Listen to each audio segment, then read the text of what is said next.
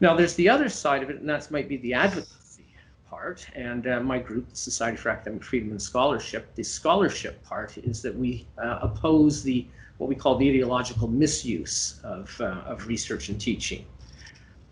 We don't think that students, we don't think it's proper that students be indoctrinated into any line, any particular political or social views.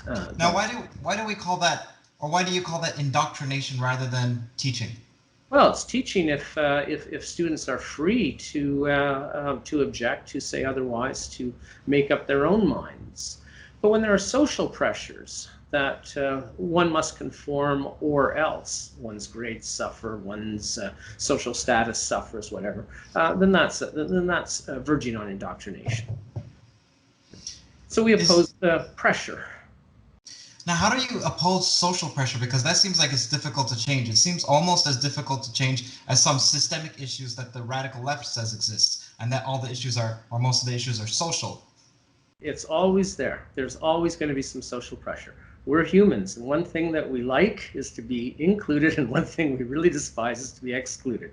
And sometimes we'll even adapt our beliefs and values so that we're included and not excluded.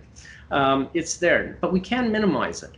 And indeed, we can become passionate about being dispassionate. That is, we can become passionate about being open-minded, passionate about governing ourselves by the evidence and by the arguments. And this is what I think a university is all about. It's a little oasis where people get together because they want to understand how things are in themselves. And they want to look at the evidence, and they want to look at the arguments, and they want to be free to change their minds, to make up their minds for themselves just on the basis of that. And so as we enter a university, students and professors alike should have a commitment to minimize the social pressures to exclude and include as much as we can.